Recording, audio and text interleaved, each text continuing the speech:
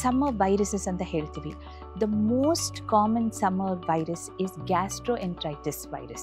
Washing the hands is very important. Ultimately ಕೈಯಿಂದನೇ ಒಬ್ಬರಿಂದ ಇನ್ನೊಬ್ಬರಿಗೆ ಹರಡುತ್ತೆ. ಆಮೇಲೆ ವಾಂತಿ ಮಾಡೋದು, ಪ್ರತಿಯೊಂದು ವಾಂತಿ ಮಾಡ್ತಾರೆ. ನೀರು ಕುಡಿದ್ರೆ ಸಾಕು, they will start vomiting. ಒಂದ್ಸತಿ ವಾಂತಿ ಮತ್ತು ಬೇದಿ ಎರಡು ಸೈಡಿಂದ ನೀರಿನಂಶ ಹೋಗ್ತಾ ಇದ್ರೆ ಅವ್ರು ಈಸಿಯಾಗಿ ಡಿಹೈಡ್ರೇಷನ್ ಆಗ್ತಾರೆ.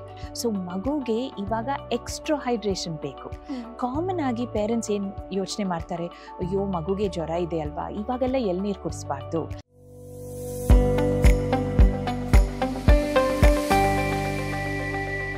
ಮ್ಯಾಮ್, ಈಗ ಅಡಲ್ಟ್ಸ್ಗೆ ಪರ್ ಡೇ 8 glasses ಆಫ್ ವಾಟರ್ನ ರೆಕಮೆಂಡ್ ಮಾಡ್ತಾರೆ. For children of different ages ಯಾವ ಥರ ವಾಟರ್ ಕನ್ಸಂಪ್ಷನ್ ಇರಬೇಕು ಅಂತ? See, that is a little difficult question because ಒಂದೊಂದು ಏಜ್ಗೆ ಪರ್ ಕಿಲೋಗ್ರಾಮ್ ಅಂತ ಅವ್ರ ಬಾಡಿ ವೇಟ್ ಪ್ರಕಾರ ಅವ್ರಿಗೆ ನೀರಿನಂಶ ಬೇಕು. ಜನರಲ್ ಆಗಿ ನಾವು ಹೇಳ್ತೀವಿ ಫಸ್ಟ್ 10 kgsಗೆ 10 ml per kg, ಅಂದರೆ ಒಂದು 10 kg ಮಗುಗೆ 1 ಲೀಟರ್ ಎಲ್ಲ ಸೇರಿ 1 ಲೀಟರ್ ಫ್ಲೂಯಿಡ್ ಬೇಕು. ಬಟ್ ಅದು ಹಾಲಲ್ಲಿ, ಜ್ಯೂಸಲ್ಲಿ, ನೀರಲ್ಲಿ ಡಿಫ್ರೆಂಟ್ ಫಾರ್ಮ್ಸ್ ಆಫ್ ಫ್ಲೂಯಿಡ್ ಇರುತ್ತೆ. ಓಕೆ, ಸೊ ಅದೇ ಥರ 120 kg ಮಗುಗೆ 1.5 ಲೀಟರ್ ಆ ಥರ ಬೇಕು. So I don't think we can prescribe a fixed thing, but general ಆಗಿ ಚಿಕ್ಕ ಮಕ್ಕಳಿದ್ರೆ 1 to 2 liters.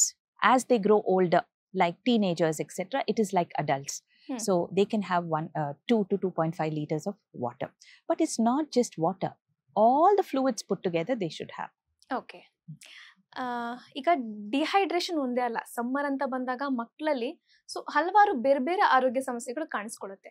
ಸೊ ಅದರಲ್ಲಿ ಒಂದು ಮೋಸ್ಟ್ ಕಾಮನ್ ಆಗಿ ಕಾಣಿಸ್ಕೊಳ್ಳುವಂತ ಸಮಸ್ಯೆಗಳು ಯಾವುದೆಲ್ಲ? Yeah, that is a very important question. The summer viruses ಅಂತ ಹೇಳ್ತೀವಿ. The most common summer virus is gastroenteritis virus. ಅಂದರೆ ಈ ಇನ್ಫೆಕ್ಷನ್ ಅಲ್ಲಿ ನಮಗೆ ಹೊಟ್ಟೆದು ಸಮಸ್ಯೆ ಜಾಸ್ತಿ ಆಗುತ್ತೆ. ವಾಂತಿ ಬೇದಿ ಕಾಯಿಲೆ. ಓಕೆ, ಇವತ್ತೆಲ್ಲ ಫುಲ್ OPD ಅದೇ ನೋಡಿದ್ದೀವಿ ನಾವು ಬೆಳಗ್ಗೆಯಿಂದ. ಸೊ ಏನಾಗುತ್ತಂದ್ರೆ ನಾವು ಫುಡ್ ಪ್ರಿಪೇರ್ ಮಾಡ್ತೀವಲ್ವಾ, ಸಮ್ಮರಲ್ಲಿ ಆ ಹೀಟ್ ಇಂದ ವೆರಿ ಈಸಿಲಿ ಮೈಕ್ರೋಬಿಯಲ್ ಕಂಟಾಮಿನೇಷನ್ ಆಗುತ್ತೆ. ಆ್ಯಂಡ್ ಆ ಹೀಟಲ್ಲಿ ಈ ಪರ್ಟಿಕ್ಯುಲರ್ ಮೈಕ್ರೋಬ್ ಚೆನ್ನಾಗಿ ಉತ್ಪನ್ನ ಆಗುತ್ತೆ. ಸೊ ಆವಾಗ ನಾವು ಅದನ್ನು ಹಾಗೆ ಬಿಸಿ ಬಿಸಿಯಾಗಿ ಕ್ಲೋಸ್ಡ್ ಕಂಟೈನರಲ್ಲಿ ಇಟ್ಟಿದ್ರೆ ಅದು ಕೆಟ್ಟೋಗುತ್ತೆ. 2 hours ಮೇಲೆ ಕೆಟ್ಟೋಗುತ್ತೆ. ಸೊ ನಾವೇನು ಮಾಡಬೇಕು, ಫ್ರೆಶ್ ಫುಡ್ ಪ್ರಿಪೇರ್ ಮಾಡಿದಾಗ ಮಗುಗೆ ಕೊಡಬೇಕು. ಅದಾದಮೇಲೆ don't store it outside. we have to keep it in the fridge, supposing we have to store it. ಇಲ್ಲಾದ್ರೆ ಸ್ಮಾಲ್ ಕ್ವಾಂಟಿಟೀಸ್ ಪ್ರಿಪೇರ್ ಮಾಡೋಣ. ಸೇಮ್ ಟೈಪ್ ನಾವು ಹೊರಗಡೆ ಏನಾದರೂ ಊಟ ತಿಂದಿದ್ರೆ ಅದನ್ನು ಹೀಟ್ ಮಾಡಿ ಪುನಃ ಹೀಟ್ ಮಾಡಿ, ಈ ಪಾನಿಪುರಿ ತಿಂತೀವಲ್ವಾ, ಚೆನ್ನಾನ ಎಷ್ಟು ಸತಿ ಅವ್ರು ಹೀಟ್ ಮಾಡ್ತಾರೆ, ಡೆಫಿನೆಟ್ಲಿ ಕಂಟಾಮಿನೇಷನ್ ಆಗುತ್ತೆ. So that is why it is very common to get infections when we eat outside in summer. Hand hygiene, washing the hands is very important. Ultimately ಕೈಯಿಂದನೇ ಒಬ್ಬರಿಂದ ಇನ್ನೊಬ್ಬರಿಗೆ ಹರಡುತ್ತೆ. ಮುಂಚೆ ಎಲ್ಲ ಕಾಲರಾ ಅಂತ ಒಂದು ಇನ್ಫೆಕ್ಷನ್ ಇತ್ತು, ತುಂಬಾ ಹಾರಿಬಲ್ ಆಗಿತ್ತು, ಅದು ಜಾಸ್ತಿ ಬರ್ತಾ ಇತ್ತು, ಬ್ಯಾಕ್ಟೀರಿಯಲ್ ಗ್ಯಾಸ್ಟ್ರೋಎಂಟ್ರೈಟಿಸ್. ಇವಾಗ ವೈರಲ್ ಗ್ಯಾಸ್ಟ್ರೋಎಂಟ್ರೈಟಿಸ್ ವೆರಿ ಕಾಮನ್. ಅಂದ್ರೆ ನಮ್ಗೆ ಫಸ್ಟ್ ಸ್ಟಾರ್ಟಿಂಗ್ ಸಿಂಪ್ಟಮ್ಸ್ ಹೊಟ್ಟೆ ನೋವು, ಆಮೇಲೆ ವಾಂತಿ ಮಾಡೋದು, ಪ್ರತಿಯೊಂದು ವಾಂತಿ ಮಾಡ್ತಾರೆ. ನೀರು ಕುಡಿದ್ರೆ ಸಾಕು, they will start vomiting. So ಅದಕ್ಕೆ ಕಂಟ್ರೋಲ್ ಮಾಡೋಕ್ಕೆ ಸ್ವಲ್ಪ ಮೆಡಿಸಿನ್ಸ್ ಇದೆ. ಆಮೇಲೆ ಫೀವರ್ ಆ್ಯಂಡ್ ಲಾಸ್ಟ್ಲಿ ಬೇದಿ. ಸೊ ಒಂದ್ಸತಿ ವಾಂತಿ ಮತ್ತು ಬೇದಿ ಎರಡು ಸೈಡಿಂದ ನೀರಿನಂಶ ಹೋಗ್ತಾ ಇದ್ರೆ ಅವ್ರು ಈಸಿಯಾಗಿ ಡಿಹೈಡ್ರೇಷನ್ ಆಗ್ತಾರೆ. So that is the commonest infection we are seeing now in summer. I guess ಈ ಬಿಸಿ ಬಿಸಿ ಫುಡ್ನ ಲಂಚ್ಗೆ ಅಂತ ಪ್ಯಾಕ್ ಮಾಡಿ ಕೊಡ್ತಾರಲ್ಲ, ಸೊ ಅದನ್ನ ಜಾಸ್ತಿ ತಿಂದು ಮಕ್ಕಳಲ್ಲಿ ಈ ತರ ಪ್ರಾಬ್ಲಮ್ಸ್ ಕಾಣಿಸ್ಕೊಳ್ಳೋ ಚಾನ್ಸಸ್ ಜಾಸ್ತಿ ಅಂತ. ಹೌದು, ಅದು there is a chance.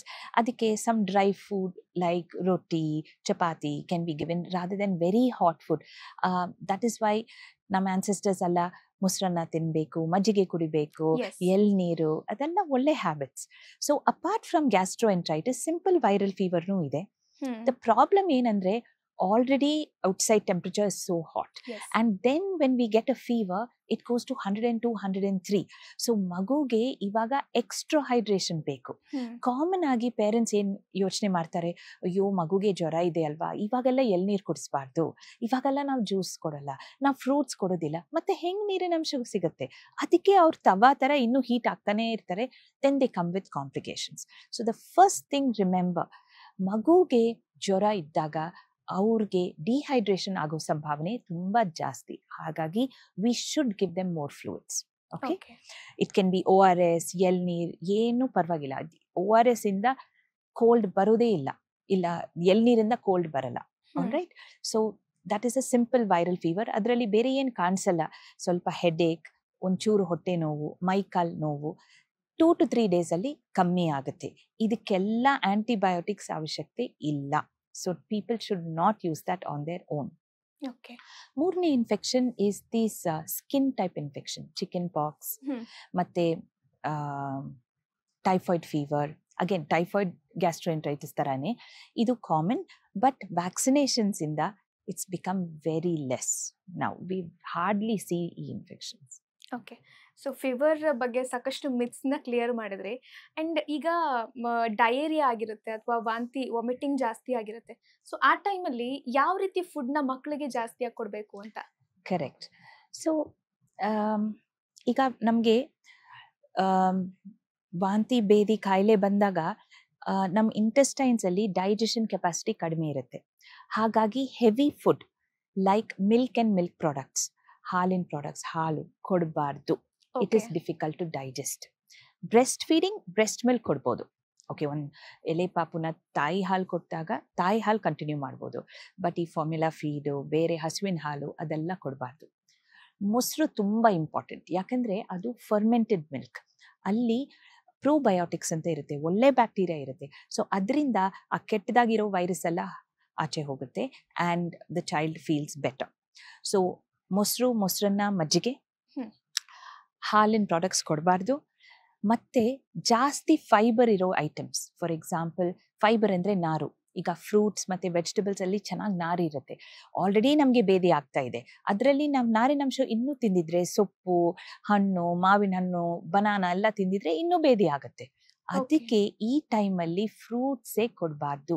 Fruit juices especially with sugar, ನಾನು ಆಲ್ರೆಡಿ ಹೇಳಿದ್ದೀನಲ್ವಾ, ಸಕ್ಕರೆ ತಿಂದಿದ್ರೆ ಇನ್ನೂ ಡಿಹೈಡ್ರೇಷನ್ ವರ್ಸನ್ ಆಗುತ್ತೆ. ಹಾಗಾಗಿ ಈ sugar type drinks, fruits, vegetables ಮತ್ತು ಹಾಲಿನಂಶ ತಗೋಬಾರ್ದು. ಮತ್ತೆ ಏನು ಕೊಡ್ಬೋದು? ಎಲ್ಲ ಸ್ಟಾರ್ಚ್ ಐಟಮ್ಸ್, ಗಮ್ ಥರ ಇರೋದು, ರೈಸ್ ಗಂಜಿ, ಅನ್ನದ ಗಂಜಿ, ರವೆ ಗಂಜಿ, ಸಾಬುದಾನ ಗಂಜಿ, ಮತ್ತೆ ಮೊಸರನ್ನ, ರಾಗಿ ಗಂಜಿ ತಗೋಬಹುದು.